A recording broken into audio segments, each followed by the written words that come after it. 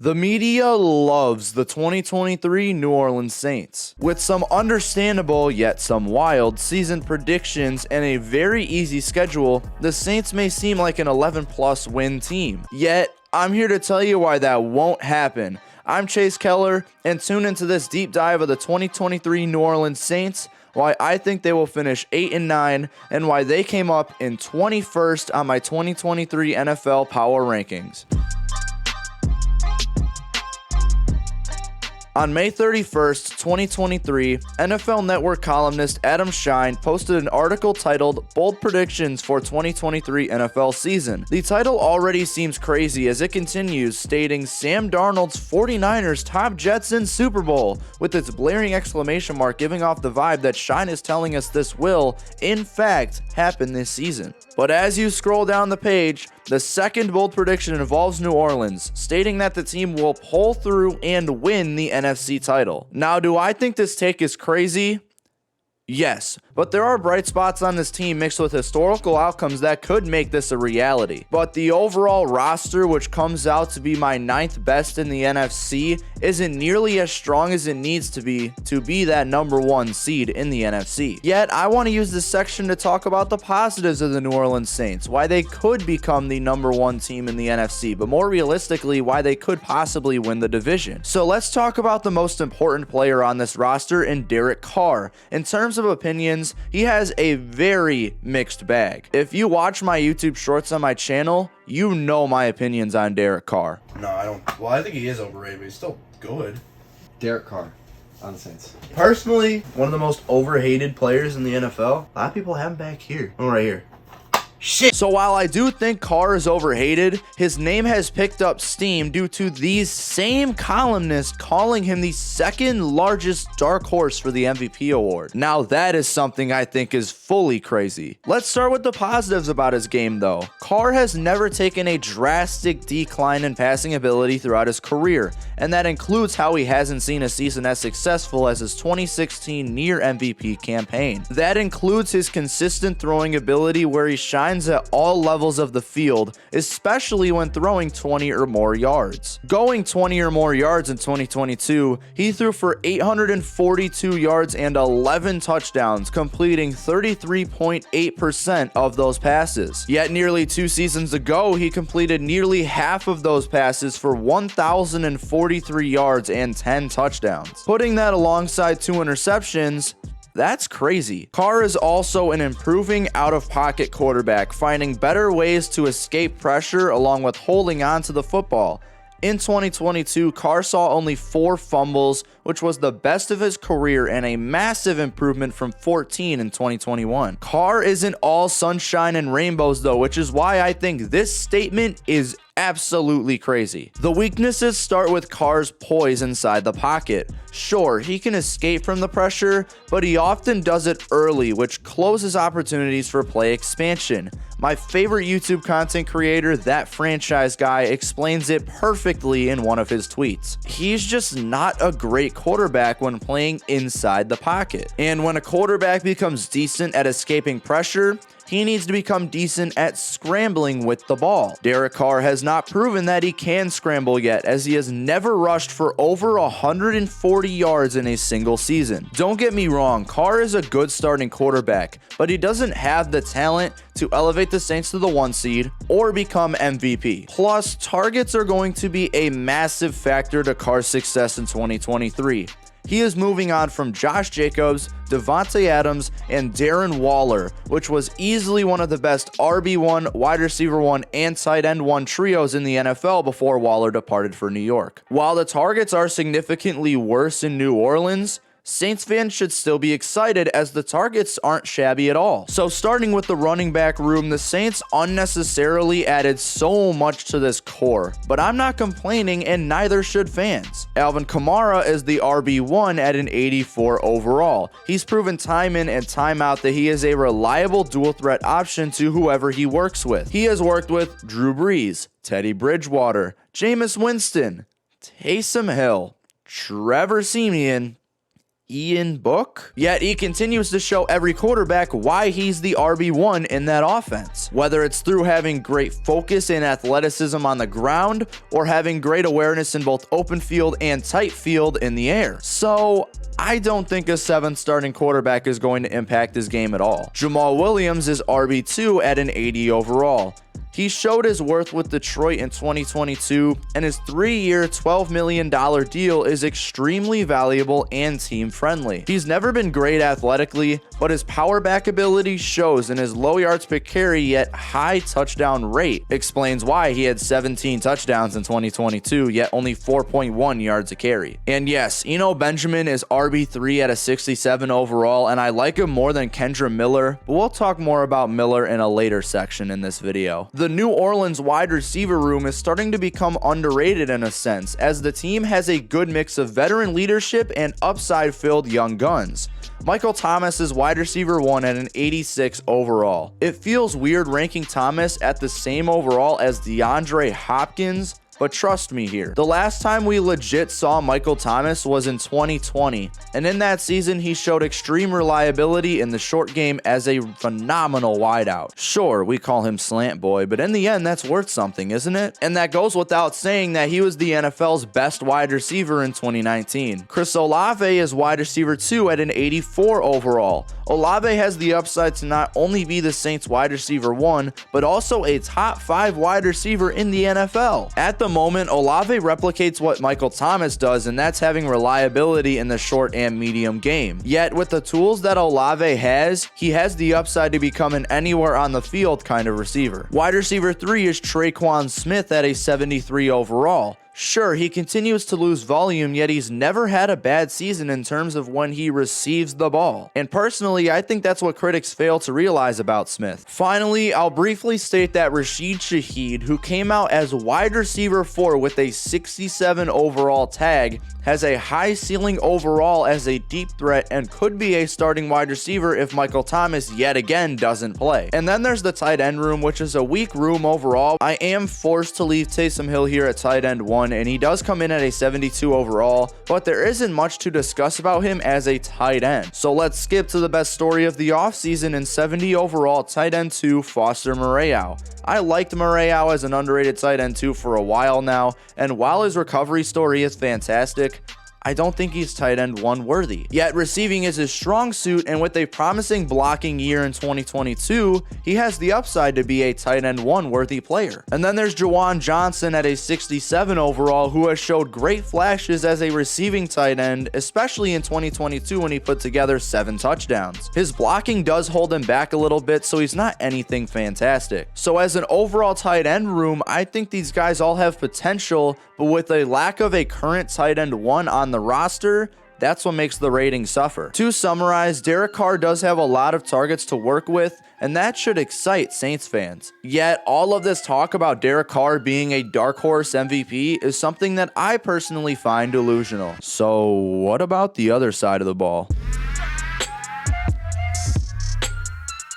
Recently, the defense has been a strong suit throughout the Saints rosters. The team has not had a finish outside of the top 13 in yards allowed since 2016 when they were second to last, including the fact that head coach Dennis Allen is a defensive-minded head coach that should possibly elevate the Saints to another top 10 finish. Until you look at the roster. The historically great part of the defense, which is the defensive line, lost 3 of its 4 starters to free agency, only leaving the best one in Cameron Jordan. David Onyemata, Marcus Davenport, and Shai Tuttle all departed to separate teams, including Onyemata and Tuttle going to division rivals. The team also lost one other starter, being linebacker Caden Ellis, who also left for Atlanta. So yeah, this defensive line suffered this offseason, but it also has great upside. We start with the edge rushers, which has the highest rating on this defense at a 76.84. Cameron Jordan is edge 1 at an 86 overall. Despite being 34 years old, he's barely losing any steps and still puts together elite run support. His pass rush has taken steps backwards, and Jordan was tied for 76th in the NFL in pressures with 37. Lining up alongside him is 2023 second-round selection Isaiah Foskey, who is a 73 overall as a rookie. I will discuss him in the next section. Peyton Turner and Carl Granderson at edge 3 and edge 4, they aren't too shabby, which uplifts this edge group to be the best positional group on the defense. Then the worst positional group on this defense is the interior defensive line at a 67.6 overall.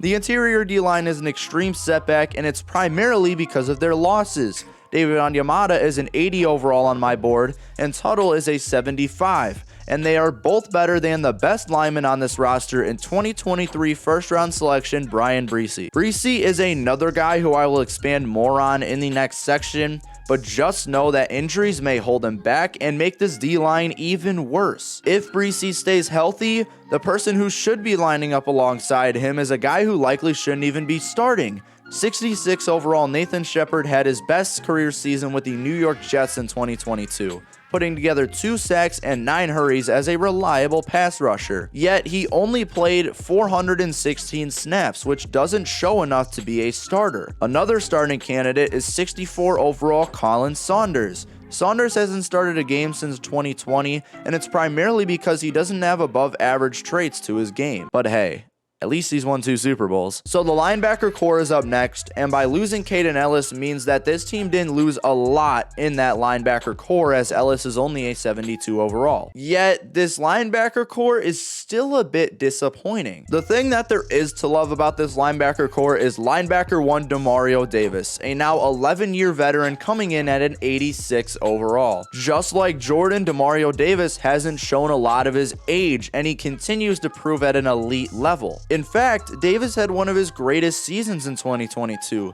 being one of the best blitzing linebackers in the NFL and showing improvements in coverage awareness. Pete Werner would be linebacker 2 on this roster even if Ellis stayed, and Werner has showed a lot of promise to start his career. He played just under 600 snaps in 2022, and in those snaps, he showed the coverage of a veteran, primarily in the yards per reception where he allowed only 7.3. After Werner, the linebacker room starts to fall, and it starts with linebacker 3 Zach Bond, who is sitting at a declining 64 overall. I'll admit, I loved Zach Bond as a prospect, but since he got drafted, he has now lost 7 overall points. He also has never played 200 snaps, including only 85 in 2022. And afterwards, undrafted rookie Anferni Orji and cut candidate Ryan Connolly round out the top 5 linebackers on this roster. The second best positional group on this defense, while not being great, is the cornerback room.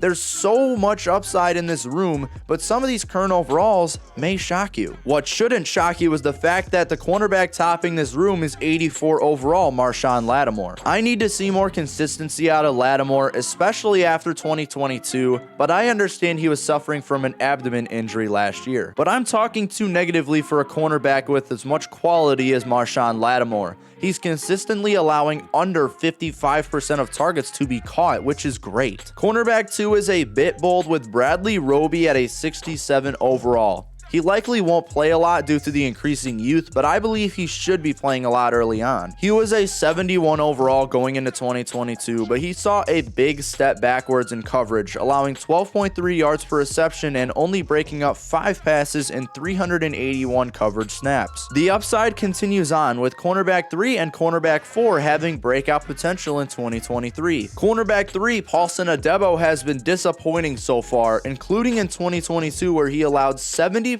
of targets for 652 yards and 5 touchdowns. Cornerback 4, Alontae Taylor, has a breakout grade for me, as in 2022 he had 8 pass breakups and only allowed 45% of targets to be caught. The safety room makes for a stronger starting secondary, but a lack of depth for this position. And yes, I do think that the better safety is Marcus May at an 80 overall. What May does better than Matthew is not losing touch with greatness. May is a great tackler primarily, only missing 8.1% of tackles in 2022. And Matthew is still a 79 overall despite not having a great season since 2019. His coverage was still great in 2022, and maybe 2023 he will bring back his top 5 safety play. Yet this is where the depth comes into play. Commonly known as safety number 3, Jonathan Abram has been awful since being drafted 27th overall in 2019. He's not good. His run support is not good. His coverage is not good. In fact, I have JT Gray as my safety number 3, despite being a 56 overall.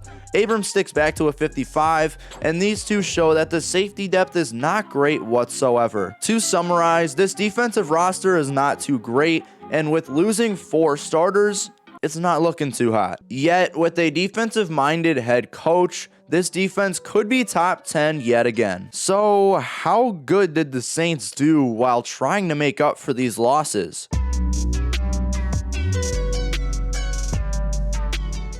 Not great. The Saints didn't do great. If I was to grade the New Orleans Saints offense, I would grade it a C. You had very solid additions to the roster, but the depth of the offseason was not great. First, you have the re-signings of the offseason. Their best re-signing was Ty Summers. If that says anything, we should just move on. So let's talk about free agency. Clearly, this took a massive step forward in intensity for this offseason, as signing Derek Carr just makes that self-explanatory. But what else did they do this offseason? Well, they signed Nathan Shepard and Colin Saunders. They signed new tight end 1 Foster Moreau. They signed Jamal Williams on a great contract. Is it just me, or does this seem a little underwhelming? Of course, the signing of Derek Carr brought on a huge cap hit at $37.5 million annually, and the Saints are always brewing in cap hell. But there just wasn't enough for me to be wowed. At least there's a positive for this team, as the contracts they handed out were pretty team friendly. The only iffy signing I really have is signing Nathan Shepard to a 3-year, $15 million deal, but everything else was fairly solid, like the contract of Colin Saunders, Jamal Williams, and even Bryan Edwards coming in on a 1-year, $1 million deal. So with the lack of re-signings and an underwhelming free agency, the draft was the team's last resort for a good offseason. It started off strong, and then it fell apart. Brian Bresee at pick 28 wasn't a wow selection, but it was easily the best selection they could have made. While struggling with injuries throughout college, Bresee was heavily utilized as a versatile defensive lineman with crazy good lateral ability. Now all he needs to do is stay healthy, and hopefully that's not enough to ask for. Isaiah Foskey was another A-grade selection given the need on that defensive line. Foskey is someone who I was always high on despite his struggles against NFL talent while in college. He brings even more versatility to the Saints defensive line, so honestly, I'm not sure how this team is going to take the alignment this season. So the draft did seem good through these 2 selections, but after that, it starts to suck a little bit. I know I said I would discuss Kendre Miller earlier in the video, but how about I have 2 months ago Chase Keller Journalism discuss this? I don't like the idea of Kendre Miller. 125th on my big board, going off at 71. There were 10 better running backs than Miller. And yeah, you did not need to take an RB3 this early. I know you have Alvin Kamara, who's might be in a little bit of trouble, but nonetheless, he's still there, and so is Jamal Williams. So take a look at this graphic. After that selection, you can just see the variety of bad colors throughout this draft. Consisting of late round and undrafted talents to round out the rest of the draft, this draft was just very lackluster, and I handed it a, which was... So to summarize, this offseason for New Orleans was very top heavy. Given the departures of some of their players, this team needed to add more depth to their offseason. So for all of these reasons, the New Orleans Saints ended up in... Before I tell you how they ended up, let's talk about the splits for the offense, defense, special teams, and coaching. If you're interested in how all of these ratings work, I go into it in the description below. So the offense came out at a 76.6, which is 13th in the NFL, 5th in the NFC, and 1st in the NFC South. The defense came in at a 73.16, which is 20th in the NFL, 8th in the NFC, and 2nd in the NFC South. The special teams came in at a 72.14, which is 15th in the NFL, 8th in the NFC, and 2nd in the NFC South. And the coaching came out at a 75, which is tied for 23rd in the NFL, tied for 11th in the NFC, and still 2nd in the NFC South. So as an overall team, they came out at a 74.81, which is 2nd in the NFC North, 9th in the NFC, and 21st in the NFL. That wraps up this video. Thank you guys so much for watching. If you enjoyed, please make sure to leave a like and subscribe to the channel for more content like this, as I have 20 more teams to go deep dive into. Once again, I'm Chase Keller from Chase Keller Journalism, and thank you guys so much for choosing this channel as your source of sports coverage. I'll see you guys in the next video.